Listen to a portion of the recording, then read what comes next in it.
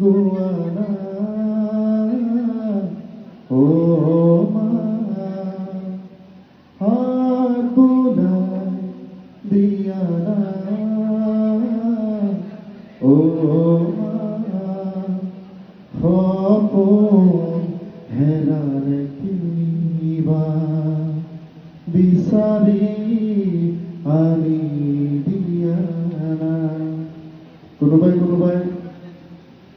হয়তো আমাৰ মাজত উপস্থিত থকা মাক হেৰুৱাইছোঁ, কিন্তু যিকেইগৰাকী মা আমাৰ লগত আছে আমি খুব ধুনীয়াকৈ ৰাখিব লাগিব। এই মাসকলক আমি বুকুত কঢ়িয়াই লৈ ফুৰিবই লাগিব। যেতিয়া মা হেৰাই যায়, মা হেৰাই যোৱাৰ বহুতৰ লগত আমি কথা পাতিলে তেওঁলোকৰ ইম'চনছবিলাক বুজি পাওঁ, কিন্তু বিচাৰিলে ক'তো নাপাওঁ। গতিকে খুব আদৰ কৰি ৰাখিবা। তোমালোকে ভাল পাৰ্চেণ্টেজ পালা বুলিয়েই যে, তোমালোকে ভাল এটা চাকৰি কৰিবা বুলিয়েই যে ভাল হৈ যাব এনেকুৱা কথা নহয়। গতিকে মই আশা কৰিম তোমালোকে প্ৰথম মটো বুকুত কঢ়িয়াই লৈ ফুৰিবা শ্ৰদ্ধা সহকাৰে। এইখিনি যদি মানি চলা আমি সুখী হ'ম। দ্বিতীয় মাহটো আমাৰ কি হ'ব পাৰে? মাতৃভাষা। আমাৰ মাতৃভাষাটো অসমীয়া, হয়নে নহয়? গতিকে মাতৃভাষাটো বুকুত কঢ়িয়াই লৈ ফুৰিব লাগিব। আমি যিহেতু অসমত আছোঁ, অসমীয়া হৈ আমি যদি এই শুৱলা শুৱলি ভাষাটো যদি আমি কঢ়িয়াই লৈ নুফুৰোঁ, আমি নকওঁ, আমি যদি সচেতন নহওঁ, তেতিয়াহ'লে কিন্তু ভৱিষ্যতলৈ এই ভাষাটো আঁতুক টোকাৰিকৈ আমি ৰাখিব নোৱাৰিম। মাৰ দৰে আমাৰ মাতৃভাষাটো। আমি সপোন দেখিবলৈ শিকিছিলোঁ মাতৃভাষাত। আমাৰ মায়ে যেনেকৈ কথা কৈছিলে, মায়ে যেনেকৈ আমাক খুৱাইছিলে, মায়ে যেনেকৈ আমাক গীত গাই পেলাই শুনাইছিলে, হয়নে নহয়? গতিকে এই মাতৃভাষাটো আমি খুব মৰমত ৰাখিব লাগিব। আৰু তৃতীয় মটো আমাৰ মাতৃভূমিখন। আমি ক'বলৈ গ'লে আমাৰ ভাৰতবৰ্ষ আমাৰ মাতৃভূমি, হয়নে নহয়? কিন্তু আমাৰ আটাইতকৈ শুৱলা শুৱলি আৰু শুৱলি মাটিৰ যি দেশ, এই অসম ভূমিখন আমাৰ প্ৰথম মাতৃভূমি। গতিকে এই মাতৃভূমিখনকো আমি সুন্দৰকৈ ৰাখিব লাগিব, সজাব লাগিব। আমি বহুত কিবা কৰিব নালাগে, গোটেই অসমখনকে সলনি কৰি দিব নালাগে। আমি যদি নিজেই ঠিক হওঁ, আমি গৈ পেলাই এশজোপা 1000জোপা গছ ৰুব নালাগে। যদি এজোপা গছেই ৰুওঁ, যদি ভালকৈ ৰুওঁ, তেতিয়া আমাৰ মাতৃভূমিখন ধুনীয়া হৈ থাকিব। আৰু তোমালোকে যি সপোন লৈ ইয়ালৈ আহিছা, তোমালোকৰ মনত থাকিলে নহয়? 3টা ম, আমাৰ ছাত্ৰ ছাত্ৰীসকলৰ মনত আছেনে নাই? 3টা ম, মা, মাতৃভূমি আৰু মাতৃভাষা।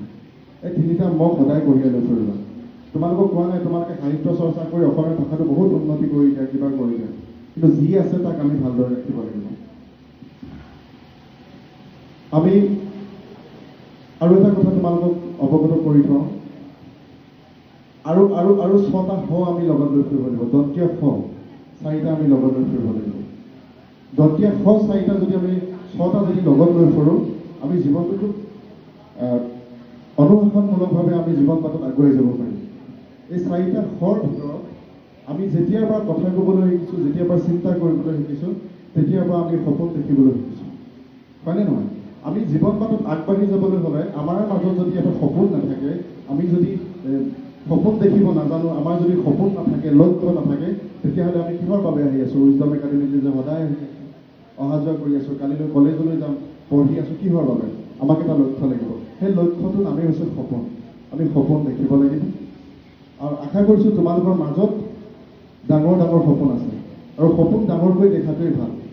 আৰু সপোন ডাঙৰকৈ দেখিবলৈ গ'লে কিছুমানে ক'ব পাৰে হয়তো যে ডাঙৰকৈ সপোন দেখিছ, একো কৰিব নোৱাৰিবি। নহয়, আমাক দুৰাকাংক্ষা নালাগে, বেয়া আকাংক্ষা নালাগে, আমাক উচ্চাকাংক্ষা লাগে।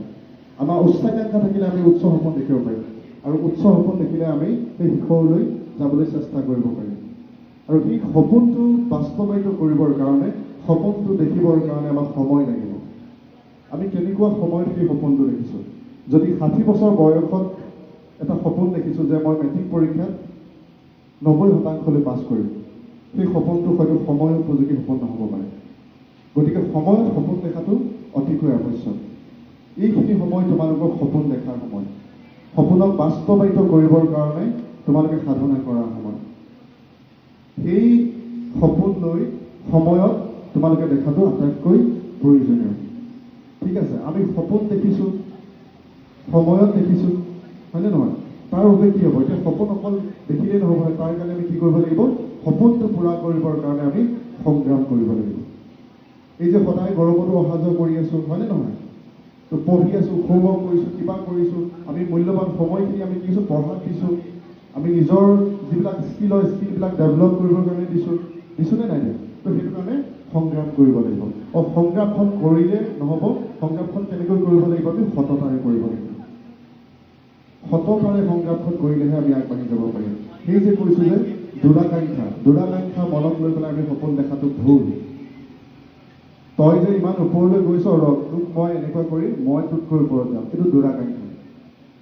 তুমি কৈছা, তোমাৰ এই উচ্চাকাংক্ষা, তোমাৰ সপোনখিনি দেখি মই অনুপ্ৰাণিত হৈছোঁ, ময়ো তোমাৰ সৈতে খোজ দিবৰ কাৰণে ময়ো চেষ্টা কৰিম। এয়ে হৈছে উচ্চাকাংক্ষা। গতিকে দুৰাকাংক্ষা আৰু উচ্চাকাংক্ষাৰ মাজত পাৰ্থক্যটো যদি আমি বুজি পাওঁ, নিশ্চয় আমি উচ্চাকাংক্ষা দেখিবলৈ আমি আগবাঢ়ি যাব পাৰিম। ঠিক আছে? আৰু উচ্চাকাংক্ষা কৰিবলৈ হ'লে দ্বিতীয় ফলটো আমাক লাগিব সাহস। আমি যদি সাহস নকৰোঁ, আমি ডাঙৰ সপোন দেখিব নোৱাৰোঁ। গতিকে এই সময়ত তোমালোকৰ কি আছে? শক্তি আছে, সামৰ্থ্য আছে। গতিকে তোমালোকে সাহসেৰে সপোন দেখিব লাগিব। আৰু সাহসেৰে সপোন দেখিলে আমি কি হ'ম? এদিন গৈ পেলাই আমি সম্পদলৈ ৰূপান্তৰিত হ'ম, সমাজৰ সম্পদলৈ ৰূপান্তৰিত হ'ম। গতিকে এইখিনিকে ক'লোঁ। আৰু তোমালোকক মই ক্লাছৰুমত কৈ থকাৰ দৰে শেষত তোমালোকে বুকুত কঢ়িয়াই লৈ ফুৰিব লগা কথাটো হৈছে কৃতজ্ঞতা। জীৱন বাটত জন্মৰ দিনাখনিৰ পৰা আজিলৈকে কিমান আমি সহযোগিতা পাইছোঁ, প্ৰকৃতিৰ পৰা পাইছোঁ, প্ৰকৃতিৰ পৰা আমি উশাহটো পাইছোঁ। আমি কৃতজ্ঞ হ'ব লাগিব প্ৰকৃতিৰ ওচৰত। প্ৰথম মা দেউতাই আমাক জীৱনটোৱে দি দিলে, আমি কৃতজ্ঞ হ'ব লাগিব। তোমালোকে বুকুত লৈ ফুৰিবা, জীৱন বাটত লগ পোৱা প্ৰতিজন পথিকৰ ওপৰত তোমালোকে কৃতজ্ঞতা ৰাখিবা। আৰু সেই কৃতজ্ঞতাখিনিয়ে তোমালোকক কাৰোবাৰ ওচৰত কৃতজ্ঞতা হোৱা মানে, কৃতজ্ঞ হোৱা মানে তুমি সৰু হৈ যোৱা নহয়। গতিকে যিমানেই কৃতজ্ঞ হ'বা, সিমানেই তুমি আগবাঢ়ি যাবৰ কাৰণে তুমি শক্তি পাবা। গতিকে এইকেইটা কথা বুকুত লৈ তোমালোকে আগবাঢ়ি যাবা।